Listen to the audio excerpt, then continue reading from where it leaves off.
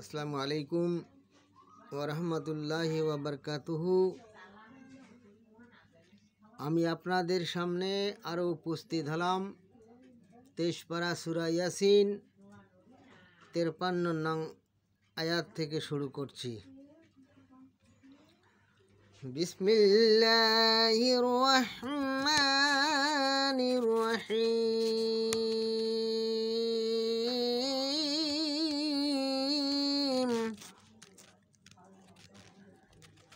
মা ইয়ানজুরুনা ইল্লা সাইয়্যাতান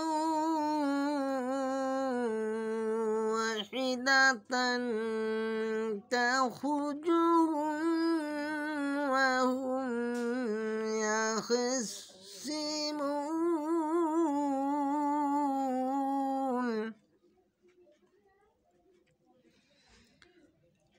ফালা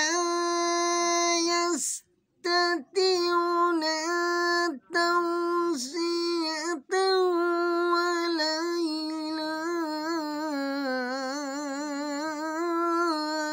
أهلهم يرجعون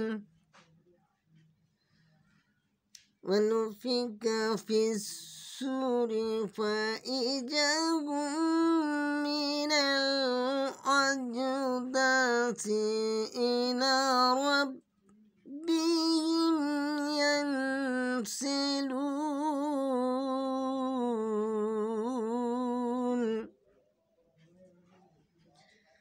قالوا يا ويلنا من بعثنا من مرقدنا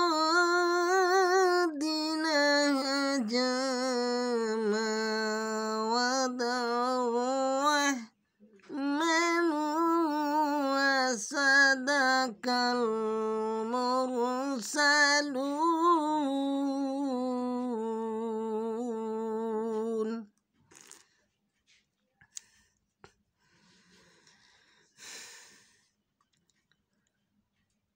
এর আগে যে আয়াতটি আমি পঠন করিলাম, এই আয়াতটি আমি ভুল বলেছিলাম 53 নং, এটা 50 নং আয়াত আমি শুরু করেছি। তাদেরকে আপোষে বলহের সময় পাকড়াও করবে, ফলে তারা ওসিয়ত করার অবকাশ পাবে না, আর না আপনজনের কাছে ফিরে যেতে পারবে।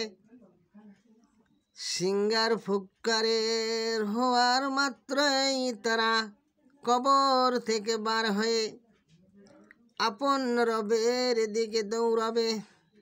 তারা বলবে, হায় আমাদের দুর্ভাগ্য, কে আমাদেরকে কবর হতে উঠালো। ইহা তাই যার প্রতিশ্রুতি করুণাময় দিয়েছিলেন এবং রাসূলগণ সত্য বলেছিলেন। ভিডিওটি ভালো লাগলে কমেন্টে জানাবেন, খারাপ লাগলেও কমেন্টে জানাবেন, এটাই আমার অনুরোধ।